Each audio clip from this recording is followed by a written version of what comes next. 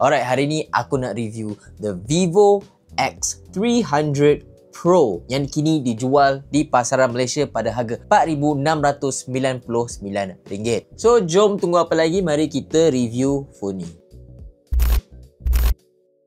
So, kita mula dengan design dia dulu. So, kalau korang tengok design dia still follow language Vivo yang sebelum ni, X200.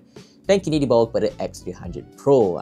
Color yang kita ada ni adalah Dune Brown dan dia ada beberapa varian lain juga. So, untuk phone ni bagi aku dia tak adalah nipis sangat dan berat dia hanya 226 gram. Dan ketebalan dia hanya 8mm sahaja. And kalau kita zoom in sikit bagi korang tengok, dia punya camera bump pun tak adalah besar mana. Dia okey lah, tak adalah menonjol sangat. Kalau kita tengok sisi dia, dia ada volume button kat tepi ni, power button dan sebelah ni dia ada shortcut button. Ni ni programmable button. Korang boleh press and hold untuk buka something ataupun korang boleh double press. So nanti kita borak sikit lah pasal benda ni. Dan selain tu ni tepi dia dan ni bawah dia. And tu je lah untuk design. Dan bagi aku feeling dia sedap, berat pun berat dan rasa dia very premium. So mari kita move on kepada dia punya specification.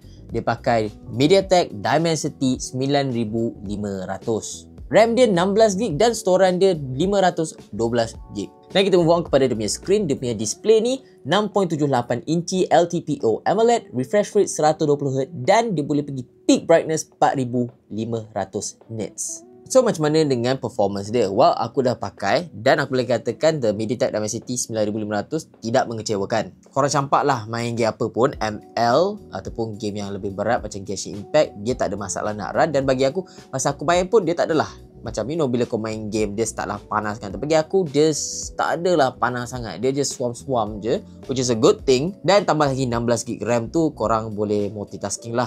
Ni kalau benda yang tak berkait dengan game, kalau korang nak buka banyak app semua, dia kat background dia tak akan tutup lah. And overall aku boleh katakan performance ni memang flagship. So untuk shortcut button dia kau nampak boleh press and hold dan double press. Dan kalau kita pergi sini, korang boleh pilih lah ada certain benda yang korang nak. Kalau kau nak benda yang very specific, ni ada sound variation, ni semua preset lah. And dekat tepi ni ada app access, which is a good feature to have sebab korang literally boleh pilih apa app yang korang nak dia run. Tapi special phone ni bukannya performance tu, like dia power, tapi the best thing about this phone adalah dia punya camera. So, dia ada triple camera setup kat belakang ni. Main camera 50MP, 200MP periscope telephoto camera dan 50MP ultra wide. Dan kalau kau perasan dekat belakang ni, dia ada collaboration dengan Zai seperti biasa. So kalau korang tengok gambar-gambar yang aku pamer kat depan korang ni, aku sebenarnya tak perlu cakap pun. Aku just tunjuk je korang, inilah quality Vivo X300 Pro. Tak kisahlah korang pakai main camera, periscope telephoto camera ataupun wide camera, dia memang function dengan baik. Tapi bagi aku, dia punya outstanding adalah pada waktu malam dan dia punya zoom. Dan kalau korang nak enhance lagi korang punya periscope telephoto, korang boleh beli dia punya lens telephoto converter ni. Kali ni aku betul diam, aku just bagi korang tengok gambar yang dah ada kat sini sebab aku just nak biar the gambar do its talking.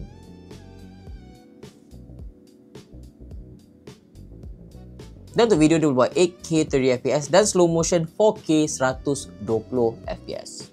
So, apa pendapatku overall tentang phone ni? Well, bagi aku, kalau korang nak beli sebuah phone yang untuk main game, performance sedap, ni pun dah cukup. Tapi kalau korang nak beli phone yang dia punya kamera lawa dan korang nak enhance, korang mungkin nak, korang fotografer dan korang nak something yang lebih mobile, aku bagi korang recommendation yang bahawa Vivo ni is a very good photography camera. Tapi bukan semuanya bagus lah dekat benda ni. Well, benda yang aku berapa kurang minat adalah dari segi software je lah. Hardware overall everything semua okay, software je because dia banyak juga bloatware. I mean aku tahu korang boleh je uninstall bloatware kan, tapi for a flagship phone, kita bayar mahal, kita nak that premium feel, dan bila ada bloatware kau rasa macam phone ni dah jadi macam mid range punya level. Tapi at least korang ada option untuk uninstall. Tapi tu overall video aku untuk the Vivo X300 ni. Dan apa pendapat korang?